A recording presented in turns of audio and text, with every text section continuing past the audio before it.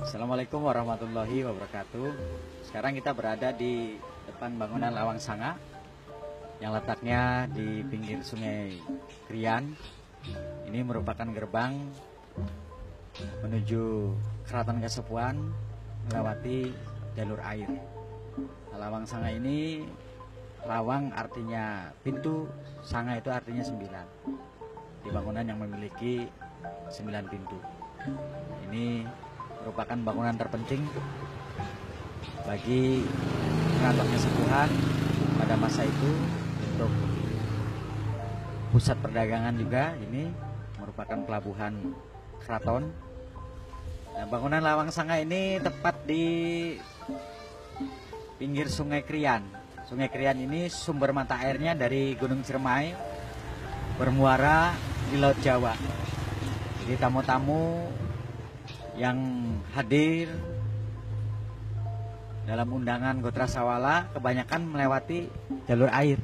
Jadi dulu bersandarnya di Sungai Krian dan masuk melalui gerbang ini untuk mengikuti acara di Keraton Kasepuhan.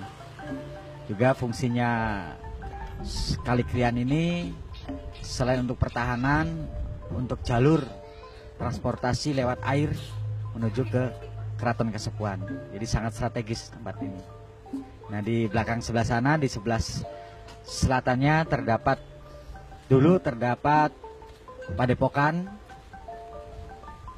yang dipimpin oleh Pangeran Makdum, Pangeran Palakaran, terus diteruskan oleh Pangeran Kejawanan di sisi selatan Sungai Krian ini.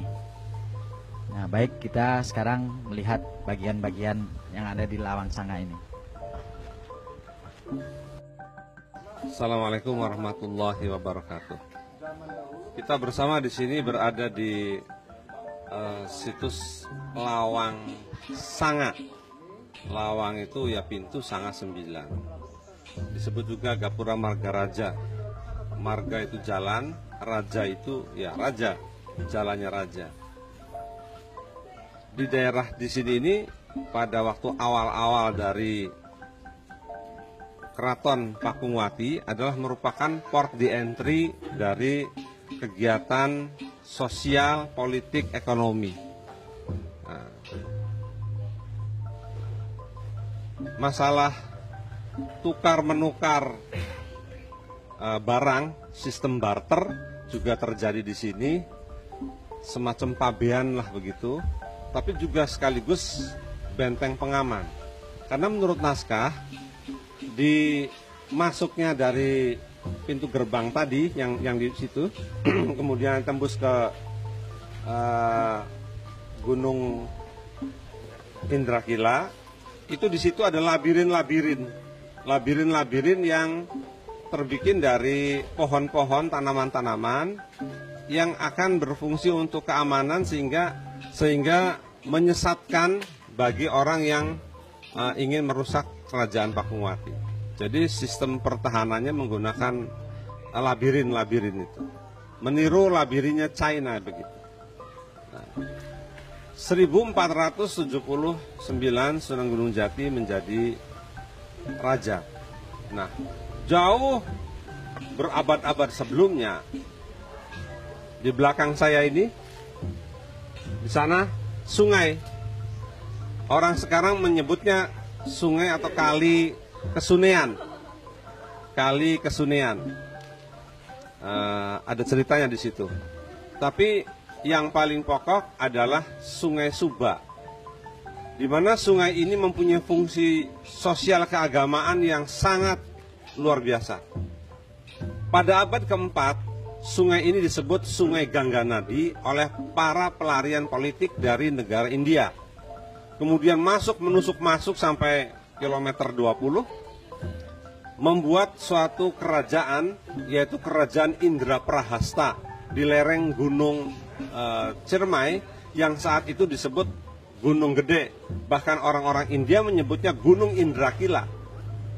Kalau di sini ada di Keraton Kasepuhan ada Gunung Indrakila juga, tapi ini bukit. Kalau itu benar-benar gunung. Nah, di daerah Cirebon Girang namanya, kalau sekarang daerah desa Cirebon Girang, Kecamatan Talun, Kabupaten Cirebon. Didirikan pada abad ke-4 Masehi, sebuah kerajaan bercorak Hindu, yaitu kerajaan Indragila. Indraprahasta, maaf. Kerajaan Indraprahasta. Ya. Kemudian, karena kerajaan Indraprahasta ini membela kerajaan Galuh, sehingga dihabisi oleh Sanjaya dan tumpaslah kerajaan Indraprahasta itu. Pada waktu jayanya kerajaan Indraprahasta, kerajaan ini di zaman Wiryabanyu, kemudian pada saat yang bersamaan kerajaan Tarumanagara dipimpin oleh Purnawarman rajanya, dan kemudian Wisnuwarman mengadakan mandi suci. Mandi sucinya ada di sungai Gangganadi ini. Zaman dulu disebut, zaman India itu, era Hindu disebutnya sungai Gangganadi. Jadi semua kegiatan budaya keagamaan India, Hinduistik ini, ditransfer masuk.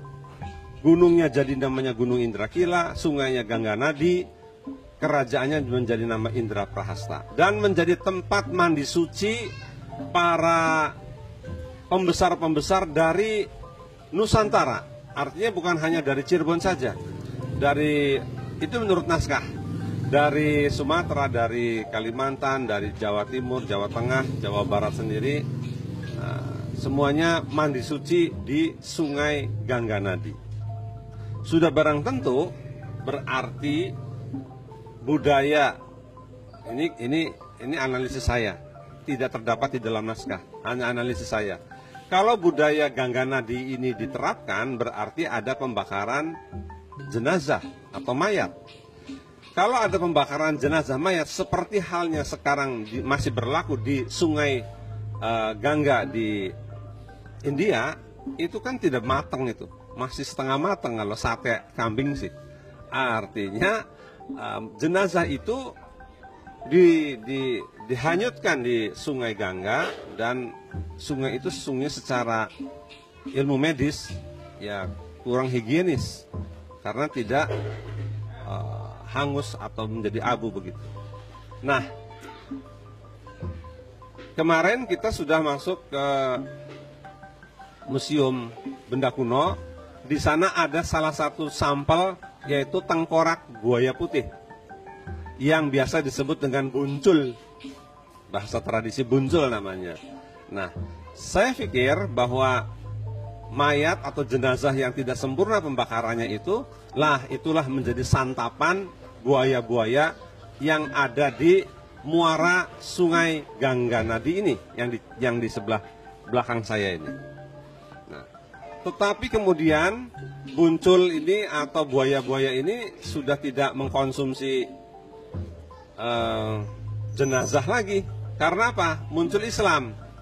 Setelah Islam muncul, era Sunan Gunung Jati, maka ada kebiasaan mengubur jenazah. Nah, jenazah itulah maka ditaruh di kanan kiri, dikubur di kanan kiri dari bantaran Sungai Gangganadi yang berubah namanya menjadi Sungai Suba. Para pemirsa, kita sedikit menyinggung Kanjeng Sunan Kalijaga dengan sungai ini. Ini ada hubungannya dengan salah seorang wali Songo yang sangat terkenal, yaitu Kanjeng Sunan Kalijaga. Sunan Kalijaga ini Raden Mas Said pada waktu mudanya kemudian ditugaskan untuk bertapa. Bahasa naskahnya bertapa, padahal yang dimaksud adalah untuk berdakwah. Berdakwah di mana? Di mall. Saat itu mallnya ada di sungai, karena transaksi jual beli secara barter itu terjadi di sungai. Kanan kirinya adalah hutan belantara. Dakwahnya di sungai. Karena dia berdakwah di sungai, menjaga sungai, jaga kali, maka disebut Kanjeng Sunan Kalijaga, karena menjaga kali. Kalau saya mungkin Kanjeng Sunan jaga mall sekarang sih jadinya. Ya, santai sedikit ngomongnya, jangan terlalu tegang. Iya, demikian Kanjeng Sunan Kalijaga yang sangat terkenal itu sungguhnya menjaga sungai ini. Dan ada di bagian tengah-tengahnya di sana ada situs Kalijaga yang merupakan wengkon keraton Kanoman kalau nggak salah. Kanoman. Masih ada situs wengkon Kanoman namanya situs Kalijaga yang banyak monyetnya di sana. Sekarang kita sudah mulai masuk ke bulan Sapar. Kegiatan-kegiatan di sini, di sungai ini ada suatu kegiatan yaitu Rebo Wekasan. Jadi biasanya mandi di situ, kebiasaan mandinya masih ada. Mandi suci itu dijatuhkan setahun sekali. Pada waktu bulan Sapar, Rebo Wekasan, Rebo yang terakhir. Ya, akhirnya dimanfaatkan oleh para pedagang, dimanfaatkan oleh yang cari jodoh, dimanfaatkan untuk macam-macam keperluan. Nah, ini masih ada sisa-sisa kebudayaan Hindunya, gitu. Tetapi karena debit air yang sudah sangat kurang, maka kegiatan Rebo Wekasan sudah tidak ada lagi yang berhubungan dengan air. Pada waktu saya lahir tahun 1958, itu pasti kalau Rebo Wekasan, Pak, pasti bolos sekolah. Bolos sekolah untuk melihat Rebo Wekasan. Ya, paling tidak lihat orang-orang mandi begitu ya. Saya waktu kecil sudah senang lihat orang mandi, Pak. Nah, kemudian ikut perahu-perahu yang banyak airnya itu bening. Sekarang sudah sangat bau, ini sangat tercemari. Nah, kita menyadari penuh hal ini untuk ekologi, karena ada hubungannya dengan ekologi. Zaman dulu itu Cirebon sudah mengekspor apa itu? Kayu jati. Seperti tongkat yang saya bawa ini. Kayu jati itu sudah menjadi komoditi ekspor. Dalam abad-abad itu sampai terakhir ekspor yang dari Palimanan jadi Gunung Gundul. Dulunya kayu jati itu. Jadi bagaimana mungkin debit air akan tetap bertahan karena hutannya dibabat habis selama berabad-abad. Itu sebabnya. Tapi nanti kalau ingin melihat situs untuk pemandian pentahbisan para raja, itu di Kali Tanjung itu ada situs Situ Gangga. Namanya Situ Gangga. Jadi Gangga Nadi itu ada bisa diantar ke sana. Saya kira secara umum tentang Sungai Gangga yang sangat hebat itu sudah saya ceritakan, dan terima kasih. Wassalamualaikum.